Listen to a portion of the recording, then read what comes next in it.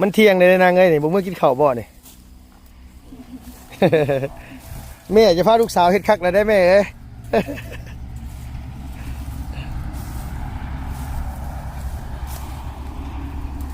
ตัวเฮ็ดเป็นมาแต่จักปีซันเสียหญ้าเลยนะแต่น้อยเป็นมาแต่น้อยๆพุ่นได้ยินพ่อเจ้าคิดพ่อเจ้าว่าไอ้สั้นไปอันว่าอันหยังว่าไอ้สั้นไปฉีดหญ้าลุงกับป้อบ่ว่าติว่าเป็นผู้สาวก็ฉีดหญ้าทางหญ้าสิคืออยู่พี่น้องเอ้ยเนาะคันฉีดนี่บ่ไหวแล้วอันนี้ถือว่า6บ่ซัน6บ่นางสำนี้นี่6บ่เสียดเสายังพอนี่โอ้ยจะขายเลยอ๋อสิเอาไปขายนั่นให้บอกอ๋อขายให้เวียดมันไปซื้ออยู่นี่โดยเวียดมาซื้ออยู่พี่เนาะโอ้นี่เด้พี่น้องเอ้ยนี่โอ้ยแก่นมันแท้ๆได้แก่นไม่ดูตัวตรงเลยเอาอันว่าลักหัวมาปาดขายพี่น้องเอ้ยลักมันหักหมดเลยโดยโลนึงเท่าไหร่พ่อเขาซื้อนี่นะโลนึง15,000โลละ15,000ป๊อดตัวพี่น้องเอ้ยโลละ15,000แพงกูเข่ากว่าน้ำอีกอันนี้นะโอ้15รุ่นนี้กันว่ารุ่นตับแบบนี้นี่โล50ชั่วมือนี่ได้พ่อมีเขาเอาป่ะชั่วมือนี่อ้าวเขาก็เวียดเลยสิเบิ่งว่านั่นไม่ดูเอานั่น25 ล้านเขาให้ต้นนึงนั่นเด้โอ้อันต้นที่ว่าน้ำดินมันเจ้าอันว่าดินบ่จันนะบ่โดย25 ล้าน25 ล้านทำบุขายโอ้อยู่บ้านเขาซื้อไว้อยู่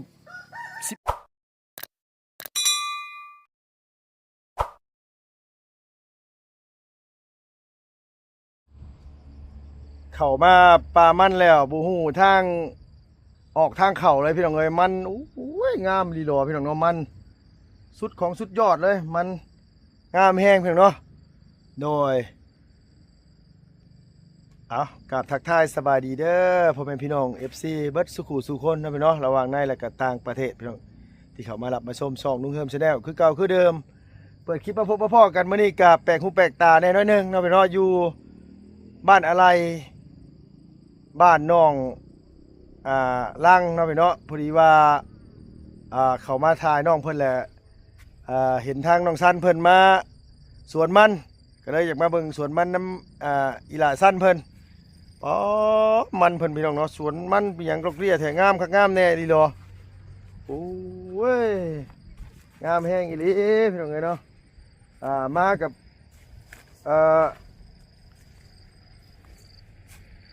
ตามกับบ่ท่านพี่น้องเนาะ6อีหลีรอแล้วก็มันก็งามพร้อมงามแห้งอีหลีรอพี่น้องเอ้ยเนาะมันสับปะหลังเนาะโอ้งามเดี๋ยวสิกับกล้องให้พี่น้องเบิ่งน้ำกันนะพี่น้องโดยเบิ่งไงพี่น้องไอ้มันน้องเพิ่น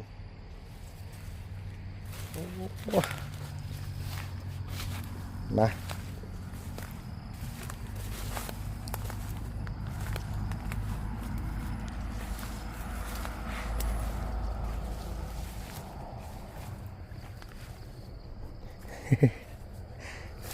น้องชายน้องสั้นพามาได้พี่น้องเอ้ยแล้วก็อันว่า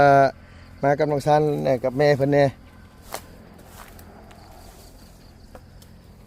ยี่สายแล้วตามหาตัวยากแท้พี่น้องอู้ยเพิ่นมาแท้หญ้ามาเสียหญ้าหั่นแหละว่าง่ายซะโอ้ยอยู่ไสเด้อเนาะหาตัวยากแท้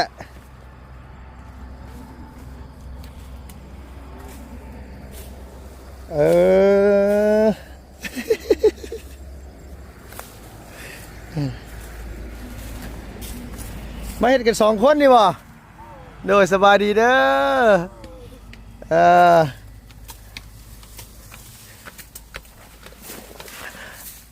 เอาสบายดีนั่งโดยมาแต่เช้าคุณบ่นั่งนี่นะมันปีนี้หรือมันปีกานี่น้อยนี่มันปีได้นาง มันปีกาย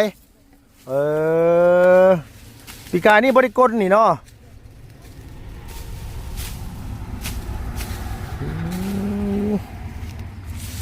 บ่เห็นอยู่เฮือนนั่นว่าน้องเพิ่นเป็นยังไงก็เลยว่าถามพ่อเพิ่นว่าไปเสียหยังกับแม่เพิ่นว่าซั่นว่า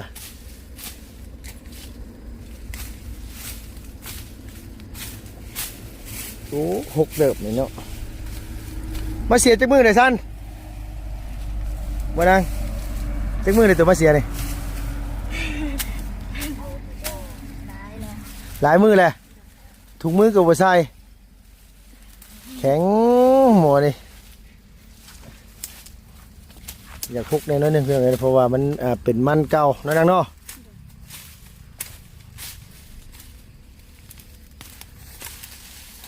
แม่นส่วนตัวเบิดเลยบ่อันนี้น่ะโอ้หลายเติบพี่น้องเนาะว่วงเติบได้เพื่อนเลยบ่ได้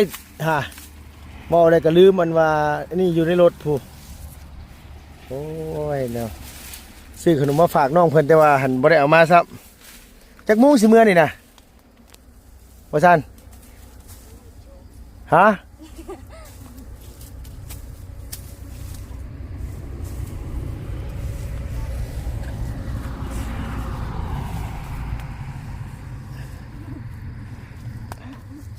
เฮ็ดยังไงน่ะเนาะดุมันบัดนี้ก็ยังอายอยู่คนขี้ข้านเนาะจังอายไอ้ลูกปานนี้ยังอายอยู่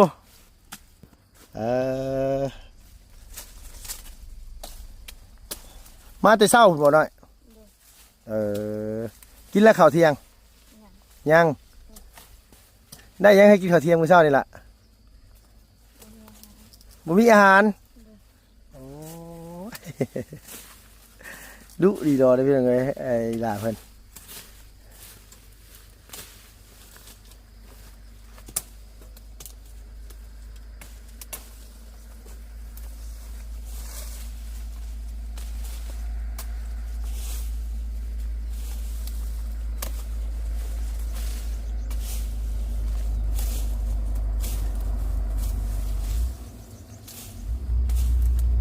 ทางนั้นได้จูดบ่ฉันบ่ได้จูดบ่ลูก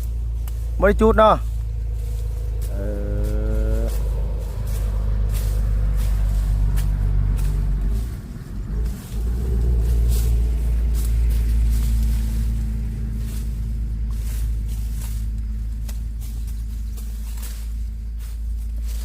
มาเฮ็ดหลายมื้อแล้วสิ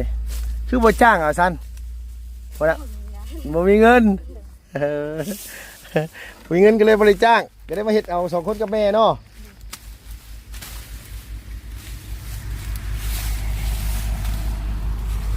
ยังอีกจักมื้อสิแล้วนี่นางคิดว่านี่อีกหลายมื้อบ่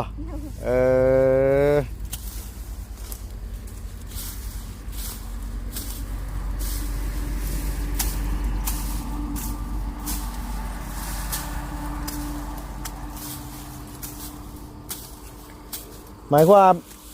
ทิศทางนี่กับดินนั่นว่าโตบ่ทางอันนี้ซันทิศแมนทิศทางรถแล่นนี่ดินโตขึ้นกันบ่แมนบ่แม่ทางนั้นบ่แมนบ่ดินบ้านคนบ้านหน้าล่างนึกว่าอันทิศทางกับแมนของน้องซันนะป้าโตสะดอกซ้ำสิเอาเงินคันว่าอันทิศทางอันแมนเบิดเลย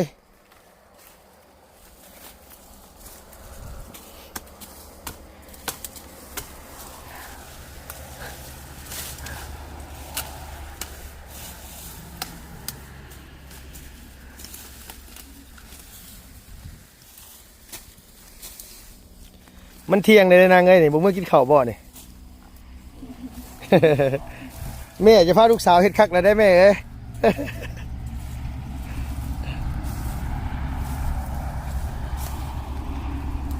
ตัวเฮ็ดเป็นมาแต่จักปีซันเสียหญ้านี่นางแต่น้อยเป็นมาแต่น้อยพุ่นได้ยินพ่อเจ้าคิดพ่อเจ้าว่าไอ้สั้นไปอันว่าอันอย่างว่าไอ้สั้นไปฉีดหญ้าลุงกับป้อบอกว่าติว่าเป็นผู้สาวก็ฉีดหญ้าทางหญ้าสิคืออยู่พี่น้องเอ้ยเนาะคันฉีดนี่บ่ไหวแล้ว อันนี้ถือว่า6บ่ซัน6บ่นางสำนี้นี่6บ่เออ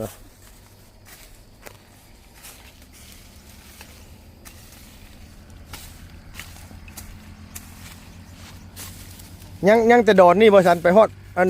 ฮอดพุ่นบ่นางฮอดมาเสาไฟฟ้าพุ่นบ่แม่นบ่เออฮอดกกไม้ใหญ่เนาะแม่เนาะฮอดกกไม้ใหญ่ผู้พี่น้องเอ้ยโธ่บ่ธรรมดาแล้วซั่นน่ะ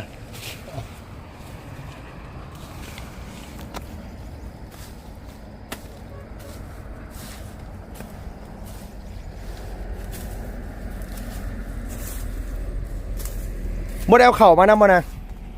มื้อกินเฮือนเนาะเออไม้ก็บ่มีพี่น้องเอ้ยน้องมาแฮงเว้าคอยซ้ำบัดนี้ไม้น่ะมีอยู่แต่ว่าโทรศัพท์มันเสียแล้วโทรศัพท์มันสิตายแล้วคันว่าบ่ได้เห็นลงคลิปบ่อยช่วงนี้ก็อย่าว่ากันได้เพิ่นเด้อเพราะว่าโทรศัพท์มันมีเครื่องเดียวเท่านี้พี่น้องเอ้ยอยากซื้อเครื่องใหม่อยู่แต่ว่าก็งบประมาณเงินยังบ่มีเนาะ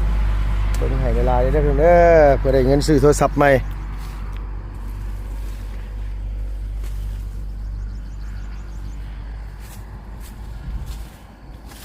มา2คนกับแม่ซื่อมื้อบ่นาง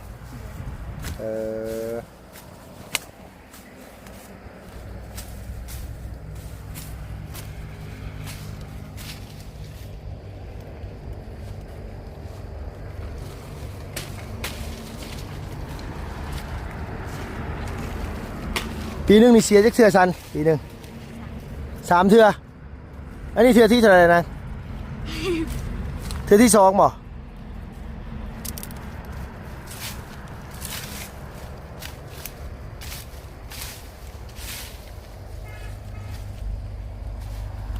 น้องบอกบ่ได้ค่อยเก่งไปได้เพิ่นเด้อมาถ่ายความดุความมันนี่สิดอกความดุนี่บ่ได้เป็นรองไผ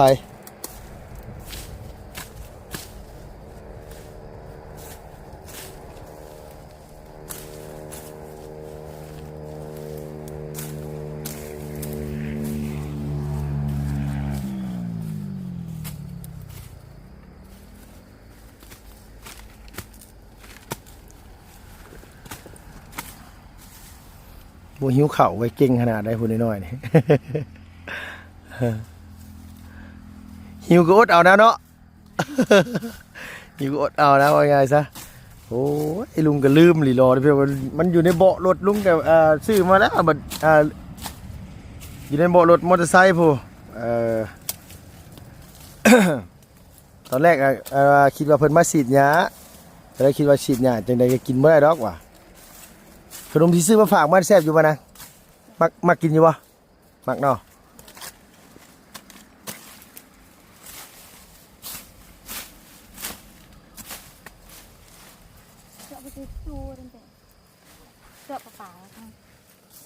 จูนี่คือหยังกับบ่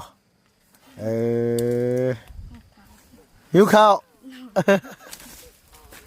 ลูกสาวหิวข้าวพี่น้องเอ้ยชวนแม่เมื่อแล้วมาดิ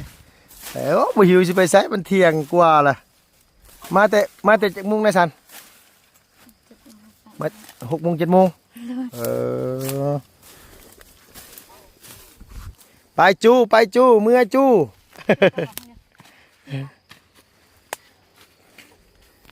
đang tự đá ăn gì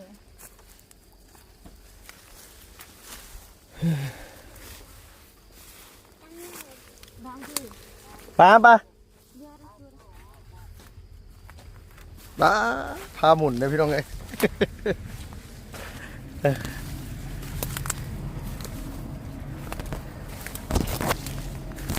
เมื่อไรสิกินข้าวกับยังสบายดีนะตำแจ่ว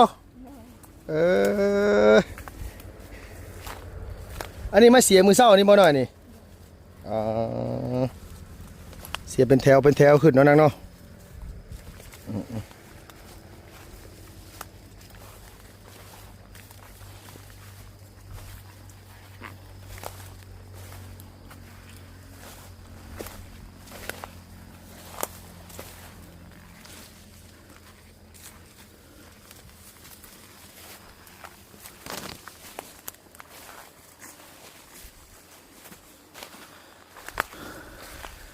กว้างอันนี้ แต่ขึ้นไปพุ่นกับแม่นบ่ซันทางโตบ่ได้บ่ล่ะแม่นบ่เลยบ่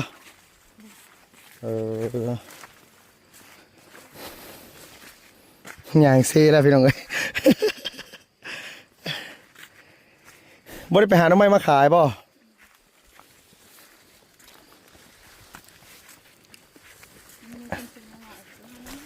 ถ้ามีคนซื้อหน่อไม้ก็ไปหาหน่อไม้ตินางอันนี้หมูมีคนซื้อเป็นบ่เพิ่นบ่มารับเพิ่นบ่มารับซื้อเขาก็เลยบ่ได้ไปเนาะส่วนกล้วยนี่ก็ของเจ้าบ่ล่ะ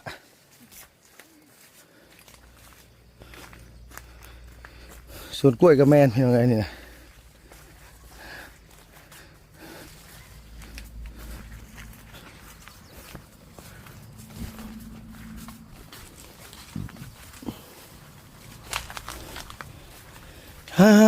เมื่อยเลยอย่างมาสมีชื่อป่านสิเฮ็ดเวียกนะคือน้องซันพี่น้องเนาะ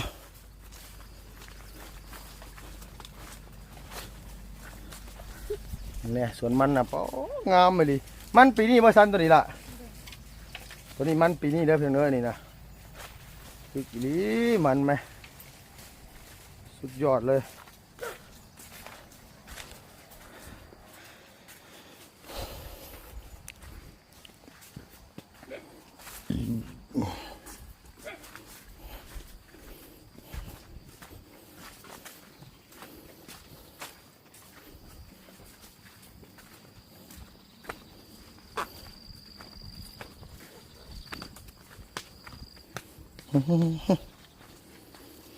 โอ้ยหอบพี่น้องเอ้ยเมื่อย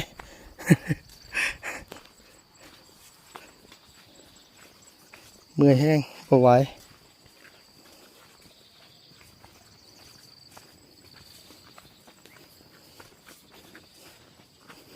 สมมติว่าฝนตกก็มาเฮ็ดบ่ซานฝนตกกะ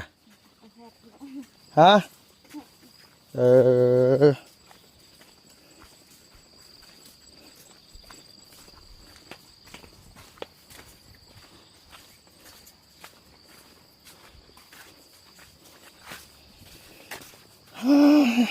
อันนี้ของตัวบ่นี่นะอันนี้ก็แม่นคือกันป๋อหมายคือว่าในบ้านนี่ที่ดินนี่หมอสั้นได้หลายมีหลายกระมูลบ่ซั่นบ่เพื่อนอีหลาได้หลายกระมูลเนาะฮะบ่ฮู้คือกันบ่ฮู้คือกันจังได๋ดิมีแต่ดินโตอยู่ใส่ก็มีแต่ดินโต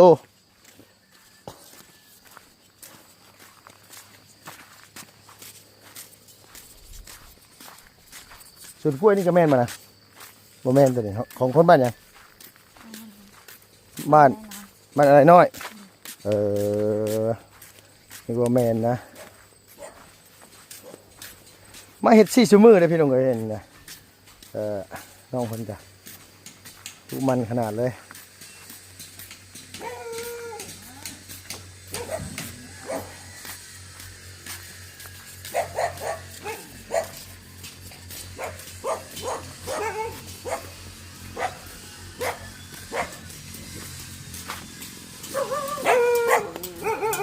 โอ้ย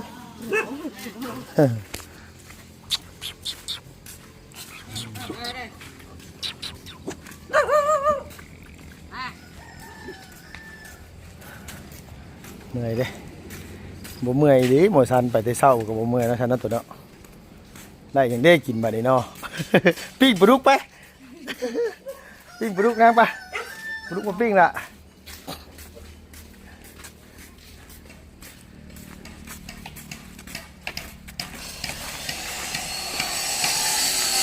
นี่เฮือนน้องเพิ่นเห็นบ่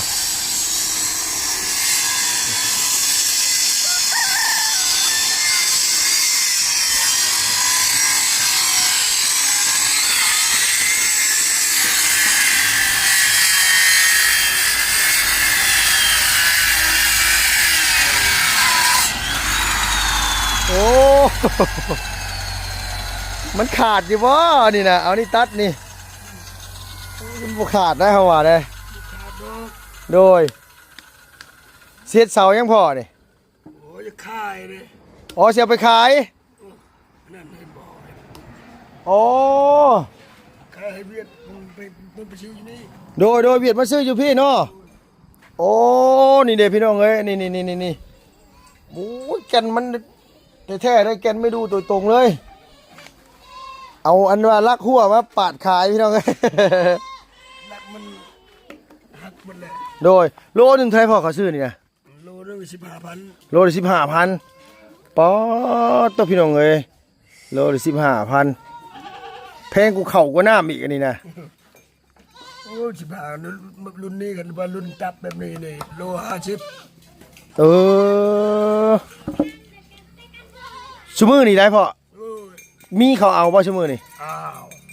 เขาก็เวียดแล้วสิเบิ่งว่านั่นมาดูเฮานั่นเช่า5ล้านเขาให้ต้นหนึงนั่นเด้ โอ้อันต้นที่ว่าน้ำดินมันเจ้าอันว่าดินบ่จันทร์นะบ่ โดย 25 ล้าน เช่า5ล้านทำบ่ขาย โอ้อยู่บ้านเฮาซื้อไว้อยู่11ต้น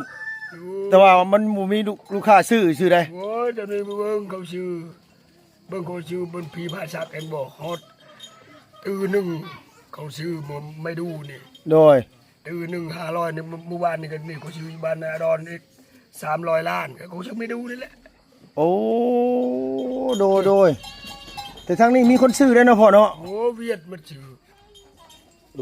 อ เวียดชื่อ สมมุติว่าเฮาตัดอยู่บ้านเฮาแหละแกมาขายพี่เขาเอาแบบยาวกว้าง บ่ น่ะ เขาไปเลยอยู่ป่าเลยคนไปเลยเขาว่าเมื่อไปตับจำนี่40คูณ40 50คูณ50ก็เลย เออแข่ง40เนาะพ่อ แข่งเช้าก็มีแข่ง10ก็มีแข่ง40ก็มี แต่ว่าหน้านี่หน้า30หน้า ก็มี 50เออ หน้า40ก็มี อ่า เช้า5ก็มี สมมุติว่าไม้แบบว่าหน้า40 50ขึ้นไปนี่ โอ้ก็บาทเป็น50โล โอ้แบบนั้นนี่ขายราคาโลนึง นี่ นี่ เรา ละ10,000กีบ อ๋อโดยเขาซื้อไว้อยู่นะเขาเพิ่นซื้อไว้แต่หลายปีแล้วล่ะ โอ้ เขาซื้อแบบมันยืนต้นอยู่นะ โอ้ก็เจ้านี่ได้ปได้เงิน400-500 ล้านพุ่น เออ ซื้อแพงอะไรอยู่นี่ โดย มาดูเฮาเช่า5 ล้าน เนาะต้นมันใหญ่ๆทางเฮาน่ะก็มีอยู่ต้นน้อยสำหังเจ้าอันต้นเจ้าเอาไว้25ล้านน่ะ เออ ต้นแต่ว่าต้นใหญ่มันน่ะประมาณ6หรือ5หรือ6นี่แหละอันพวกใหญ่น่ะแต่ว่ามันเฮาซื้อไว้ตะกี้น่ะซื้อไว้ลำหนึ่งลำละ10,000 บาทตะกี้ลำละ10,000 บาทลำละ10,000 บาทกับลำละ6 ล้านกูกี่ตะกี้ได้ เออ แต่ว่าวันนี้ซื้อมาเลยเขายุดไม่น่ะไม่เขายุดบ่ได้เฮ็ดตอนนั้นน่ะ เออ แล้ววันนี้เฮาก็ให้มันยืนต้นอยู่หั่นเลยซุมื้อนี้ก็ยังอยู่ เออ 11กกไม่11ต้นหมู่11กกเฮาบ่ได้ฮู้แล้วว่าไม่รู้มันยังมันแล่นอยู่ซุมื้อน่ะ เอาตลอดแล้วไม่ดูเวียดไปซื้ออยู่นี่มึง2-3 มื้อมึงเฮายังบ่มีเงินก็มันเมื่อวานมื้อชื่นนี่ก็มันมาอยู่พี่ เออ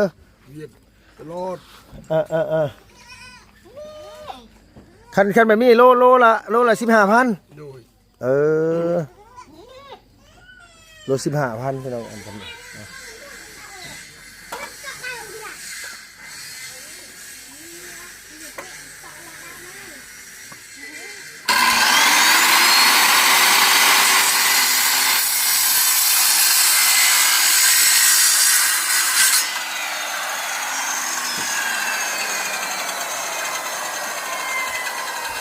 โอ้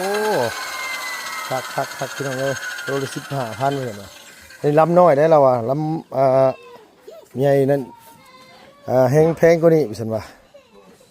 โอ้หันนี่พี่น้องเนาะลำหนึ่ง25 ล้านที่ว่าแต่พอแล้วว่าเพิ่นอยากซื้อฮะไปซันขายไม่ดูนะขายไม่ดูซื้อรถจักรขี่งะซื้อรถจักรขี่นอกกระทิ้งเนาะเอาสวัสดีทิ้งเด้อโดยบ่มีไม่ดูขายคือเพิ่นบ่น้องฮะไม่ตัวว่าซันนั่นกะเอออย่าบอกด้วยว่าให้ตัวนั้นก็ให้ตัวฮะให้เข้าอ่ะนะแม่นบ่นางให้เข้าแล้วก็แม่นของตัวว่าให้เข้าน่ะแม่นบ่แม่นบ่ให้เข้าที่เฮาเดียวเห็นนี่แม่นให้ตัวบ่ป๋ออันนั้นก็ดินตัวเบิดบ่โอ้